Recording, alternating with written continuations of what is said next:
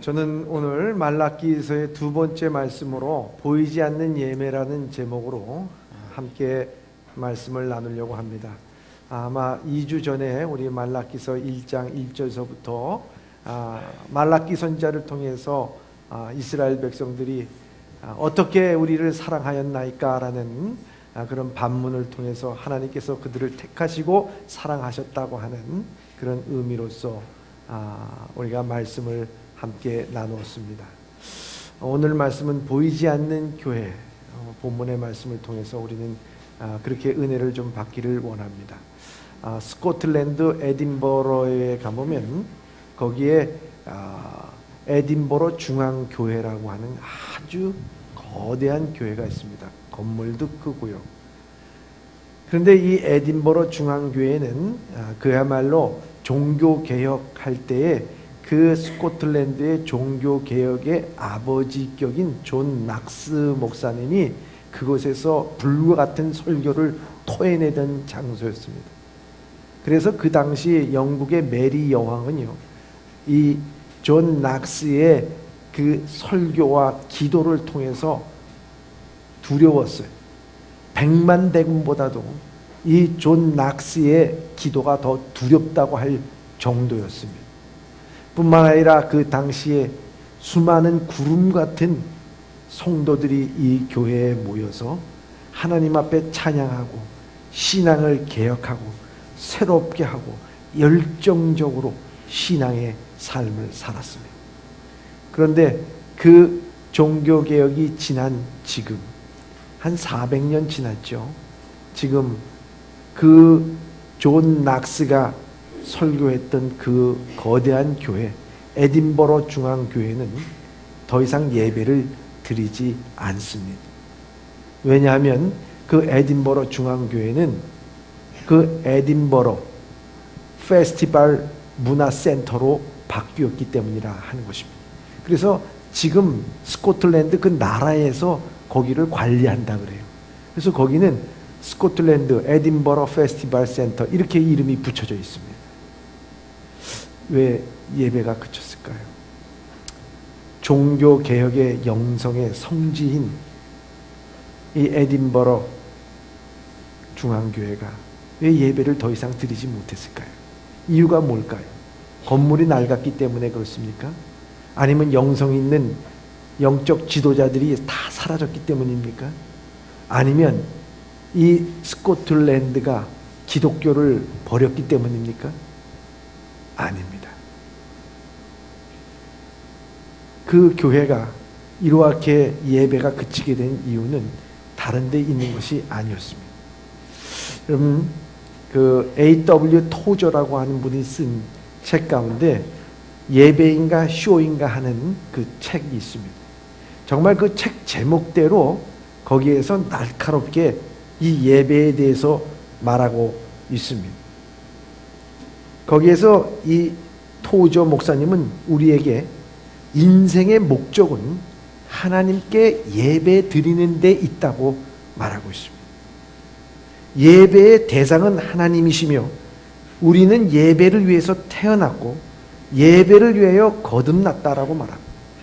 성도라면 예배가 그 삶의 중심이 되어야 된다 하는 말씀을 하고 있는 것입니다.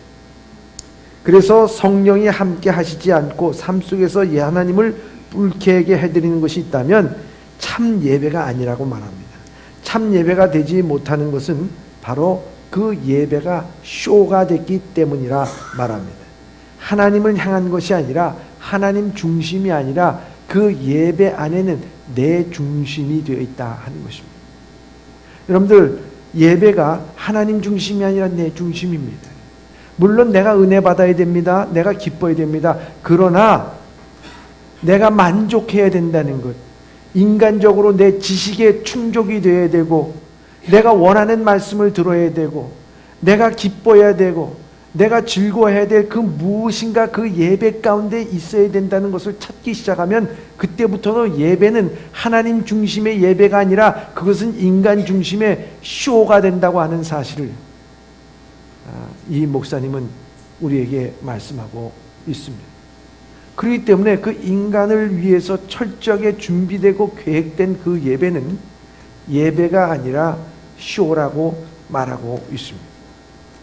왜 에딘버러 중앙교회 종교개혁의 영성의 성지 낙스 목사님이 불같은 말씀을 전파하고 그랬을 때 구름 같은 그 성도들이 몰려와서 영국을 떨게 하고 세상을 떨게 했던 그런 위대한 역사를 이루었던 에딘버러 중앙교회가 지금에 와서는 페스티벌 문화센터로서 더 이상 예배를 드리지 아니하는 교회가 됐을까요?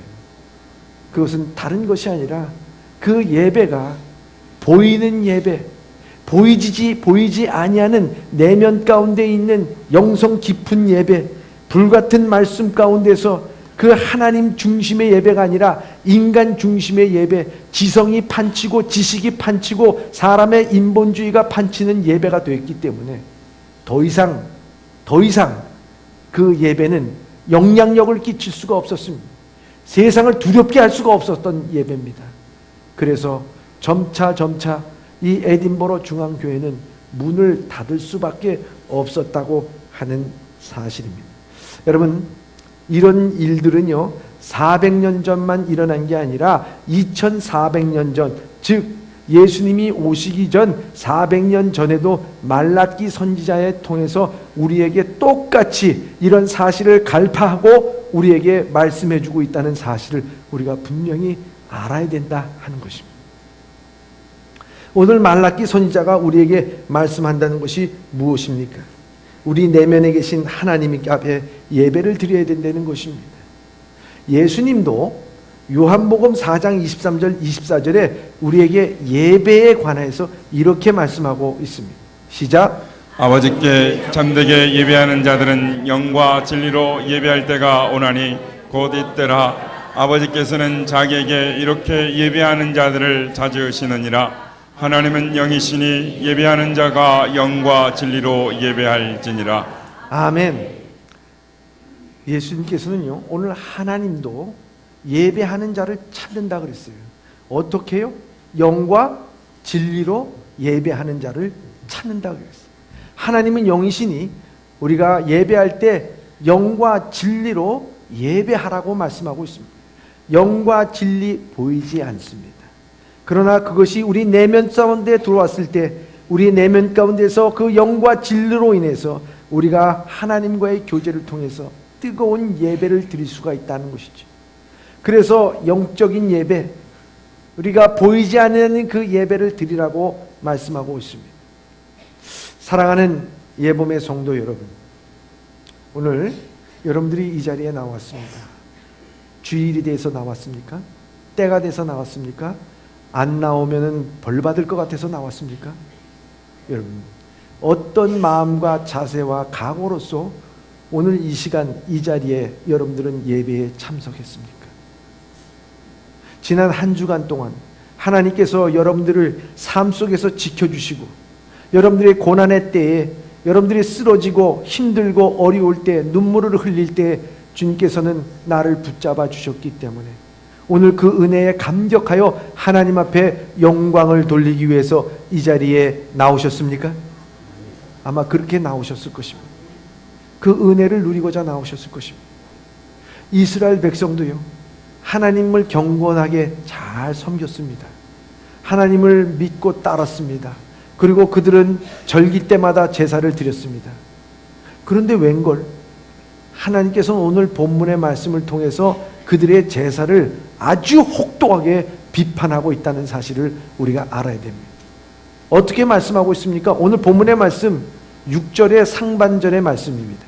시작. 내 이름을 멸시하는 제사장들아, 나 만군의 여호와가 너희에게 이르기를 아들은 그 아버지를 종은 그 주인을 공경하나니 내가 아버지일진데 나를 공경함이 어디 있느냐? 내가 주인일진데 나를 두려워함이 어디 있느냐? 여기 본문의 말씀에 보면은 이렇게 되어 있습니다. 그들이 나 만군의 여호와가 너에게 이르노라. 아들이 그 아버지를, 종이 그 주인을 공경한데 내가 너희 아버지일진데 나를 공경함이 어디 있고 내가 주인일지 나를 두려워함이 어디 있느냐 하는 거죠. 한마디로 얘기하면 책망의 말씀이죠. 넌 아비도 몰라보냐? 넌 주인도 몰라보냐? 그리고 끝에 뭐가 붙습니까? 이놈아, 이렇게 붙는. 근데 여기는 안 붙었어요. 그런 말이나 똑같은 거예요. 야, 넌 애비도 몰라보냐? 여러분, 왜 이 지경까지 돼서 주님께서는 그들에게 이렇게 말씀하셨을까요? 하나님은 왜?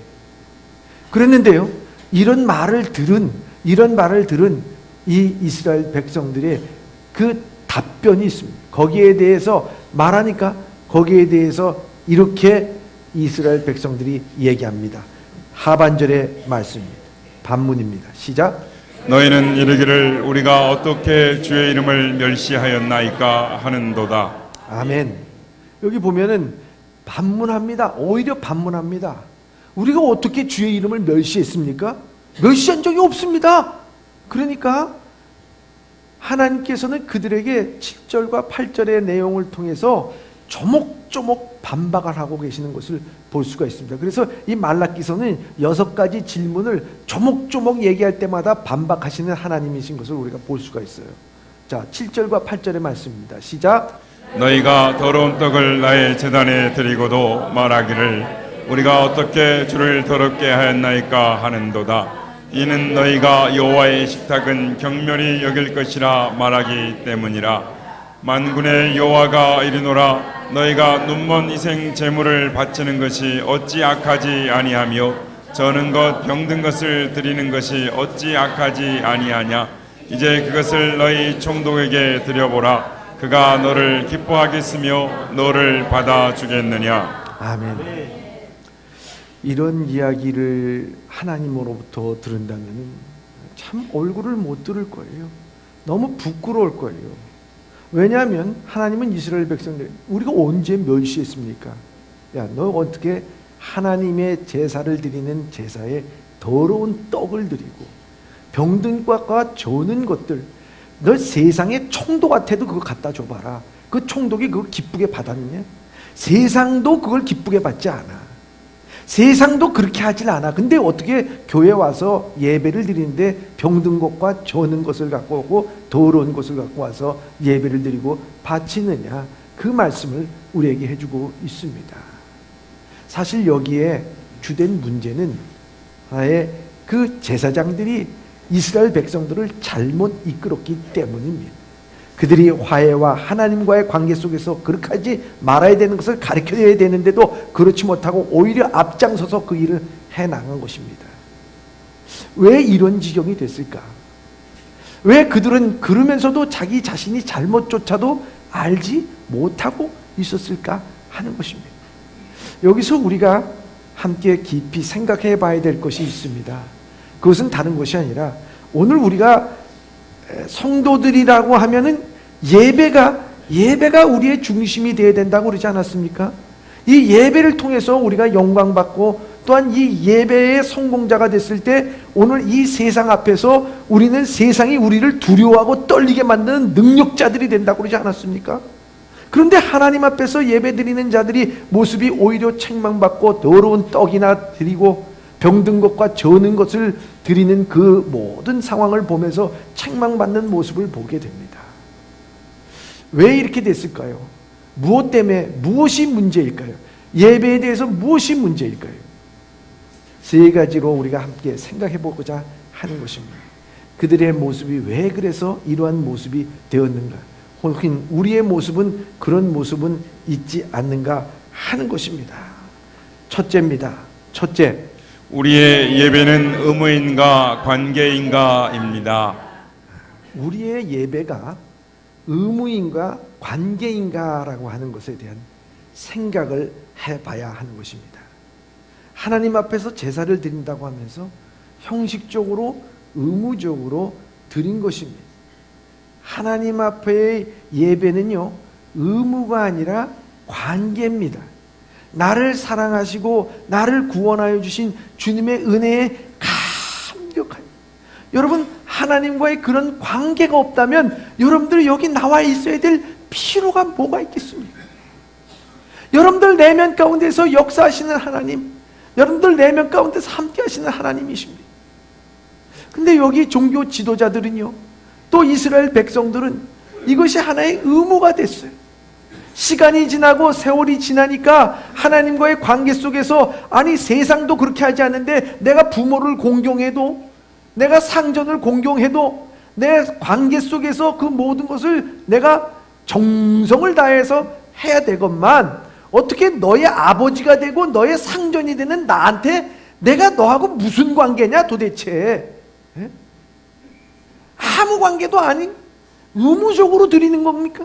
의무적으로 예배오고 의무적으로 참석하고 그렇다고 하면 그 마음에 기쁨도 없고 즐거움도 없고 따라서 거기에서 나오는 영적인 능력도 나오지도 않고 그렇게 될 때는 세상이 오히려 우습게 보는 존재가 되는 것 아니겠느냐는 거예요.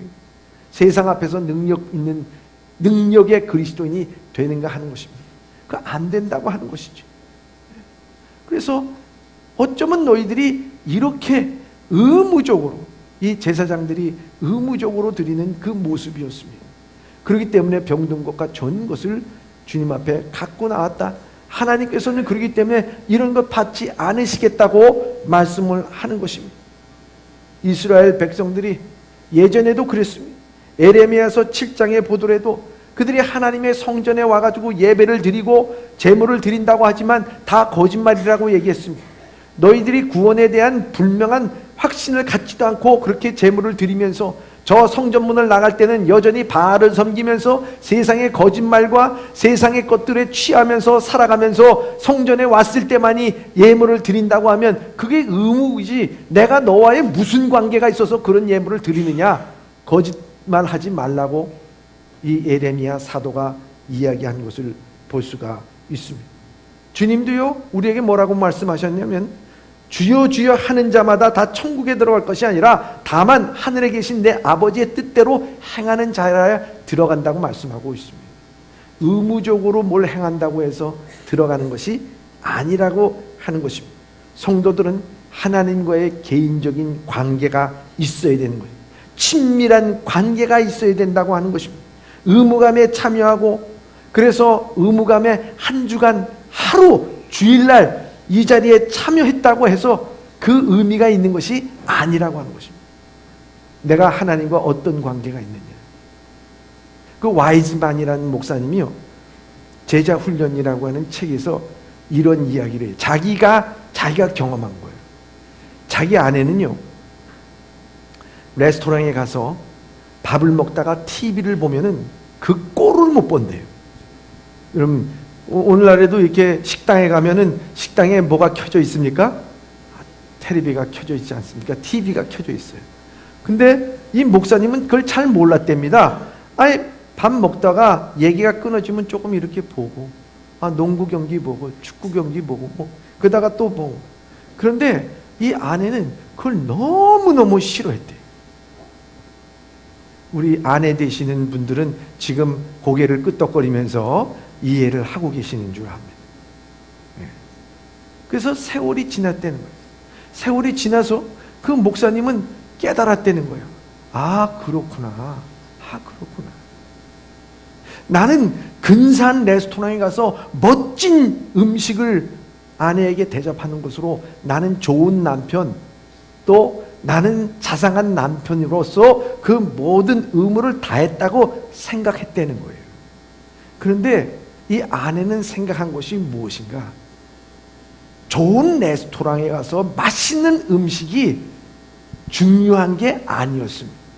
중요한 것은 거기에서 당신이 나에게 집중하고 내가 당신에게 집중하고 서로들 간에 이 레스토랑에서 TV 보지 말고 서로 간에 집중하여 이야기를 나누고 그것을 서로 배려하는 그것이 가장 귀한 것이고 그것이 진짜 데이트고 그것이 진짜의 즐거운 시간이었다는 것을 나중에서야 그것을 깨달았다고 얘기를 합니다.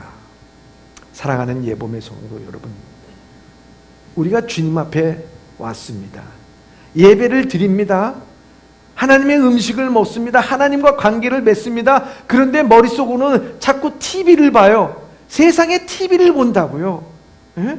세상에 근심, 걱정, TV를 봐요. 집안에 있는 강아지는 어땠을까? 잠깐 예배 드리다가 말씀드립니다. 이거 오늘 저녁에 끝나서 시장을 뭘 봐야 돼? 예배 끝나다가 잠깐 있다가 또 딴 생각.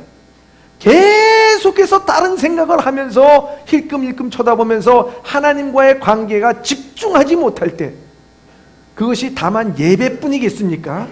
삶에도 그럴 거 아니겠습니까? 삶에도 하나님과의 집중적인 관계 가운데서 내 하루하루의 삶을 주님께서 나를 인도하여 주신 그 은혜의 감격, 날마다의 기도 가운데서 내 모든 삶의 부족한 것과 위기와 어려움을 극복하며 나가는 우리의 삶이 아니라, 그죠?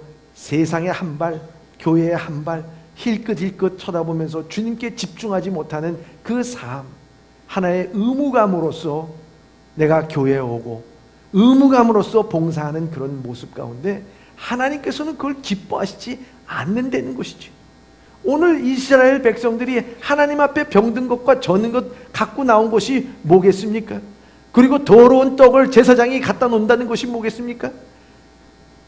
새롭게 찐 그 떡을 통해서 따끈한 떡을 하나님 앞에 정성껏 드려야 되지만, 그렇지 않고 자기들이 먹다 남은 그 떡을 갖다가 바치는 더러운 떡을 바쳤다는 거예요. 이와 같이 우리가 하나님과의 관계, 하나님은 나의 아버지시고 하나님은 나의 상전이신데도 불구하고 그 관계를 맺지 못하고 우리는 그저 의무감에서만, 나는 성도고 이스라엘 백성이고 나는 택함받은 백성이기 때문에 하나님의 명령에 따라 율법에 따라 행한다고 하면은 거기에 기쁨이 있고 즐거움이 있겠는가 하는 것입니다. 오늘 사랑하는 예범의 성도 여러분, 예수님도 그걸 원치 않으십니다. 오늘도 우리는 우리의 예배가 능력 있는 예배가 되기 위해서, 오늘 우리가 예배가 의무가 아니라 여기 모여있는 한심령 사랑하는 성도들이 하나님과의 깊은 교제와 죄의 용서에 대한 기쁨과 하나님에 대해서 예수 그리스도의 보혈의 능력으로 구원받은 기쁨과 감격이, 그래서 나의 구세주요, 나의 주인이시요, 나의 아버지시요, 그 고백을 하면서 그 관계 가운데 하나님 앞에 예배드림으로 말미암아 새로운 힘과 용기와 세상을 두렵게 떨리게 만드는 그 예배의 성공자가 다 되시길 주님의 이름으로 축원합니다. 두 번째입니다. 두 번째, 그들이 왜 그 지경이 됐는가 하는 것입니다. 둘째, 하나님은 많은 애인 중 단 한 명인가, 단 하나뿐인 애인인가? 여러분, 하나님이 여러분들 가운데서는 그저 여러 남편도 있고 아내도 있고 자식도 있고 물질도 있고, 그런데 그것들 중에서 좀 앞서서 내가 좀 더 사랑하는 그런 존재에 불과한 겁니까? 아니면 그런 거 다 치워버리고 오직 그 한 분만이 있다고 생각하십니까? 오늘 본문의 말씀 9절부터 12절까지 보겠습니다.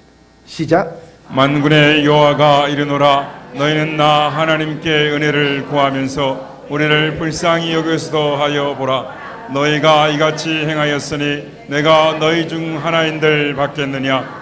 만군의 여호와가 이르노라, 너희가 내 제단에 헛되이 불사르지 못하게 하기 위하여 너희 중에 성전문을 닫을 자가 있었으면 좋겠도다. 내가 너희를 기뻐하지 아니하며 너희가 손으로 드리는 것을 받지도 아니하리라. 만군의 여호와가 이르노라, 해 뜨는 곳에서부터 해 지는 곳까지의 이방 민족 중에서 내 이름이 크게 될 것이라. 각처에서 내 이름을 위하여 분향하며 깨끗한 제물을 드리리니 이는 내 이름이 이방 민족 중에서 크게 될 것임이니라. 아멘. 둘째입니다. 우리가 함께 생각해 봐야 될 내용이라고 하는 것입니다. 이들이 이렇게 하나님께서 너희가 헛된 제물로 이게 불사르지 않았으면 좋겠다고 얘기하며 성전문 닫은 사람이 있으면 좋겠다고 이런 말씀까지 하시는 그 이유는 뭘까요? 여기 보면 만군의 여호와가 이르노라, 너희는 나의 하나님께 은혜를 구하면서 우리를 불쌍히 여기소서 하여 보라. 여러분, 그러면서 너희는 이같이 행하느라, 이렇게 말씀하고 있습니다. 여러분, 이스라엘 백성들은 은혜로 살아가는 백성들입니다. 그렇잖아요. 이스라엘 백성들이 잘났습니까? 똑똑합니까? 조건이 있습니까? 그들이 사랑받을 만한 이유가 있습니까? 아니에요. 없어요. 더 없어요. 더 없어. 그럼에도 불구하고요, 하나님은 그들을 택하셨어요. 부르셨어요. 그리고 그들의 길을 인도하여 주셨어요. 전적인 하나님의 은혜입니다. 전적인 하나님의 은혜임에도 불구하고 그들은 그 은혜는 일방적인 거예요. 그 은혜에는 다른 게 개입할 수가 없는 거예요. 하나님께서 주신 일방적인 선물이에요. 그럼에도 불구하고 그 은혜를 받은 그들은 그 은혜를 받고 어떻게 했습니까? 딴 것을 했어요. 마음과 생각은 딴 데가 있었다는 거예요. 그래서 이사야서 29장 13절에는 이렇게 말씀하고 있습니다. 시작. 주께서 이르시되 이 백성의 입으로는 나를 가까이하며 입술로는 나를 공경하나 그들의 마음은 내게서 멀리 떠났나니 그들이 나를 경외함은 사람의 계명으로 가르침을 받았을 뿐이라. 아멘. 입술은 가까워요. 하나님 주님 사랑해요. 그런데 마음은 멀었어. 행동은 더 멀었어. 따르게 행동하는 거예요. 그러니 여기서 보면은 그 하나님에 대해서 오직 한 분의 하나님으로 생각하지 않는다 하는 것입니다. 하나님은 여러 애인 중에 한 명으로 생각합니다. 그 중에서 좀 더 나은 사람은 예수님을 여러 애인 중에서 가장 아끼는 애인으로 삼기도 합니다. 네? 그렇지 않아요?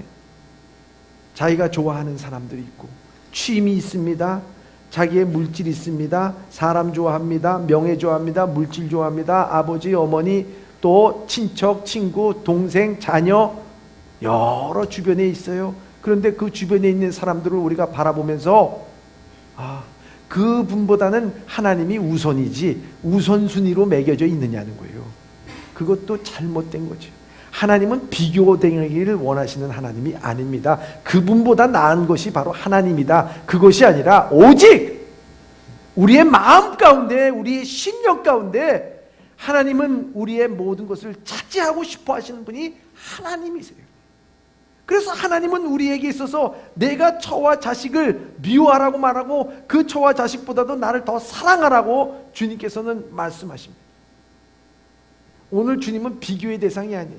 그런데 이들은 하나님의 은혜를 구하면서 딴 데 가서 딴 마음을 품고 있다는 것은 다른 것도 의지했다는 거예요.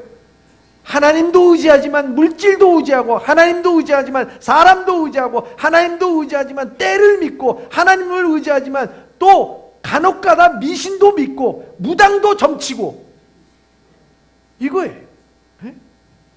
그러니까 헛된 재물을 갖고 하나님 앞에 그 재물을 들어도 뻔하게 아는 그 재물을 못하러 내가 그걸 받겠느냐. 차라리 성전문 닫는 자가 있었으면 좋겠다 이렇게 말씀합니다. 여러분 오늘 본문의 말씀 가운데서 우리가 하나님이 오직 나에게 있어서 주인이 되시는가 안 되는가는 네 가지 질문 속에서 여러분들이 평가를 해보셔야 돼요. 여러분들도 하나님이 여러 애인 중에 한 명이냐 아니면 오직 한 분의 애인이냐 그것을 갖다가 여러분들 한번 생각해 보세요. 첫째입니다. 무엇을 위해서 돈을 쓰는가? 너희 보물이 있는 곳에 너희 마음이 있으리라. 한 사람이 주의 두 신을 섬기지 못할 것이니 혹 이를 미워하고 저를 사랑하거나 혹 이를 중히 여기고 저를 경히 여김이라. 너희가 하나님과 재물을 겸히 섬기지 못하느니라 말씀하고 있습니다. 시간과 돈을 쓰는 모습을 보면요, 그 사람의 마음이 무엇을 따르고 있는가 여실히 드러나는 거예요. 예수님은 무엇보다도 이 돈에 대한 것을 자주 얘기하시는 것은 뭐냐? 이 돈이 하나님과의 경쟁자로 우리 가운데 있기 때문이라 하는 것입니다. 이 물질이 얼마나 하나님을 밀어내고요, 우리 가운데 중심의 자리에 잡고 있는지 몰라요. 결국은 돈이야 이 얘기한다고. 아니 우리 가운데 결론이 하나님이야 이게 아니고 결론은 돈이라니까 이런 얘기. 응? 그래? 여기서는 아니죠. 하나님이죠. 그러다가 저 문 밖에 나가서 전화해가지고 엄마 나 지금 보증금이 필요해. 그래 결국 돈이야. 그렇게 하십니까? 여러분 우리 내면 가운데 깊이 생각해봐요. 또 한 가지입니다. 두 번째입니다. 힘들을 때 어디서 위로를 얻는가 하는 것입니다. 삶이 고달플 때 누구 혹은 무엇을 의지하는가? 부모나 배우자, 냉장고에 먹을거리, 아니면 시름을 잊고자 일에 파묻혀 삽니까? 아니면 술로 세월을 보내고 있습니다. 이 모든 것이 예수님의 경쟁 대상이 될 수가 있는 것입니다. 물론 가족이나 친구에 의해서 위로를 받을 수는 있어요. 그러나 진짜 마지막에 내 자신의 위로를 해줄 수 있는 건, 마지막에 내가 힘들고 어려울 때 막 달려가가지고 안길 수 있는 곳이 어디냐 이거예요. 남편이냐 아내냐 친구냐는 거예요. 그게 아니라 십자가 앞에 내려와서 십자가를 붙들고 수고하고 무거운 짐진 자들아 다 내게로 오라, 내가 너희를 쉬게 하리라. 그 말씀 앞에 나와야 되는데 그게 안 돼. 여러 애인 중에 하나야 하나님은. 그 예배를 드릴 때 하나님께서는 그 예배를 받으시겠느냐 하는 것입니다. 세 번째입니다. 어느 때 화가 나고 짜증이 나는가 하는 거예요. 언제나 불같이 화를 내는지를 보면은 무엇이 가장 중요한지 알 수 있습니다. 세상에 살다 보면 화를 낼 수도 있죠. 짜증을 낼 수도 있죠. 그런데 이 도가 지나쳐. 여러분, 그러면요, 그것이 하나님 같은 대상이라는 거예요. 그만큼 자기에게 중요하다는 거예요. 그래서 그 화의 대상이 그리스도의 자리를 넘보고 있다는 사실입니다. 넷째입니다. 어느 때 가장 신이 나는가? 화냈을 때와 마찬가지로 이 흥분시키고 내가 얼마나 신이 나는 대상도 예수님의 경쟁 대상이 될 수가 있다는 거예요. 스포츠, 미술, 음악, 일, 외모, 여러분, 내 취미, 또 내 주변에 있는 자녀들 다 우리 가운데 있어서 하나님으로부터 우리의 마음을 훔쳐가는 주범이 될 수가 있다는 것입니다. 물론 자녀가 돼서 잘 되면 기쁘죠, 즐겁지요.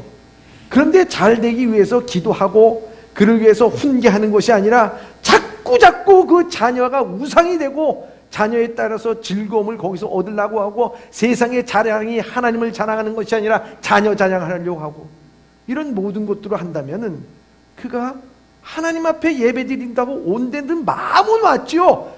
입술은 왔지 마음은 저기 자녀한테 가 있고요. 물질도 마찬가지입니다. 신이 나게 만드는 거, 우리에게 있어서 얼마나 들어왔느냐, 이것에 대해서 즐겁고 내 일에 대해서 즐겁고 신나게 만드는 그것이 있다면 그거 즐겁지요. 그런데 주일날 와서 예배 드릴 때 그거 잠시 예배를 드리고 그 즐거움을 쫓아서 간다고 하면 우리는 예배가 뭐가 되겠느냐는 거예요. 그 예배를 주님께서 기쁘게 받으시겠느냐 하는 것입니다. 예수님을 따르려고 하면요, 그분을 따르려고 하면은요, 우리는 모든 것을 사랑해야 된다는 거예요. 주님, 내가 주님을 따르기를 원합니다 하면요, 제대로 알고 따라야 돼요. 나는 하나님이 여러 애인 중에서 한 명인가? 아니면 정말 온전히 주님만을 섬기고 있는가? 그것을 볼 때 주님 앞에 어떻게 우리가 더러운 떡을 드리겠어요? 가장 사랑하는 사람에게 어떻게 병든 것과 저는 것을 바치겠습니까? 헛되이 만나겠습니까? 가장 정성스럽게 만나 모든 일을 할 것이라 하는 것입니다. 여러분, 다시 한번 여러분들에게 묻습니다. 하나님은 여러 애인 중에 한 명입니까? 아니면 다 치우고 그분 한 분만이 내 구세주요, 내 주인이시요, 나의 왕이 되십니까? 여러분들의 왕이 되신 줄 믿습니다. 이러한 예배의 자세로 나갈 때 하나님께서 영광을 받으십니다. 마지막입니다. 셋째, 말뿐인가 행동인가? 여러분, 참 우리 많이 듣는 말입니다. 말뿐 행동입니까? 말뿐이어서는 절대로 안 된다고 하는 것을 오늘 본문의 말씀 12절에서 13절에 이렇게 말씀하고 있습니다. 시작. 그러나 너희는 말하기를 여호와의 식탁은 더러워졌고 그 위에 있는 과일 곧 먹을 것은 경멸히 여길 것이라 하여 내 이름을 더럽히는도다. 만군의 여호와가 이르노라. 너희가 또 말하기를 이 일이 얼마나 번거로운고 하며 코웃음치고 훔친 물건과 저는 것 병든 것을 가져왔느니라. 너희가 이같이 봉헌물을 가져오니 내가 그것을 너희 손에서 받겠느냐? 이는 여호와의 말이니라. 아멘. 참 안타까운 말씀하고 있습니다. 이 말씀은 6절에서부터 10절까지의 말씀을 다시 반복하여서 보다 더 명확하게 우리에게 말씀하고 있습니다. 그 제사를 드리는, 예배를 드리는 자가 이야기하기를 얼마나 번거로운고 얘기합니다. 번거롭다는 것은 귀찮은 것입니다. 왜 제사가 이렇게 많아야 되느냐? 예배가 왜 이렇게 많이 드려야 되느냐? 예배 드리는 게 귀찮은 거예요. 번거로운 거예요. 코웃음 치는 거예요. 그들에게 있어서 제사를 드리기 위해서 참 온전한 그 동물을, 제산물을 가져오게 되면은 좋은 것은 자기가 취하고 병든 것과 저는 것만 하나님 앞에 바쳤습니다. 좋은 시간, 좋은 것, 그것은 내가 다 쓰고 짜투리 시간, 짜투리의 것 하나님 앞에 바칩니다. 그리고 왜 이렇게 예배는 자주 있는 거야? 번거롭게 생각합니다. 그리고 하나님 앞에 가는 것을 코웃음 칩니다. 여러분, 내 손에서 받겠느냐? 왜 이렇게 됐을까요? 이스라엘 백성들이 맨 처음부터 이렇게 됐을까요? 아닙니다.